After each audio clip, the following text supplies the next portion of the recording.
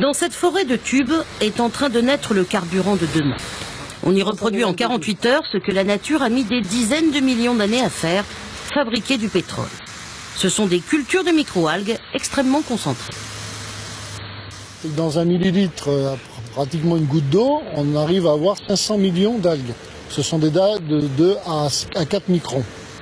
Pour nourrir ces végétaux, il faut de la lumière, bien sûr, c'est la photosynthèse, et du gaz carbonique, du CO2. Et c'est là qu'est le génie de l'histoire. Ce CO2, on le récupère directement via un pipeline de la cimenterie voisine. Gavées de gaz carbonique, les algues se multiplient. Ce super concentré végétal sera ensuite filtré pour en retirer l'eau et les oméga 3. Puis la pâte obtenue sera transformée par craquage à haute température et haute pression en pétrole artificiel.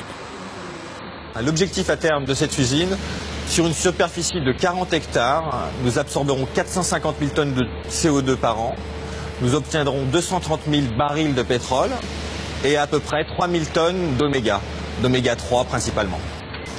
L'ingénieur à l'origine du projet, c'est lui, Bernard Stroiazzo-Mougin.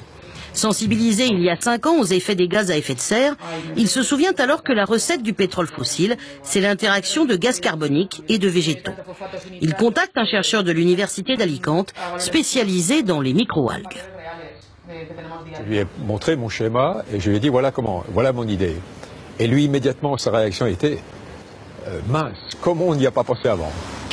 Et ce pétrole artificiel, ce pétrole bleu, c'est la marque déposée, fonctionne comme un hydrocarbure classique.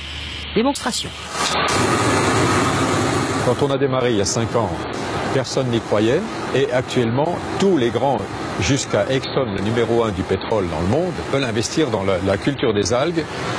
On peut désormais rêver d'un avenir où chaque usine dégageant du CO2 sera couplée à ces cultures d'algues. Plus de rejets polluants dans l'atmosphère, plus de pénurie énergétique. Les terriens y gagneront sur les 2 tableaux.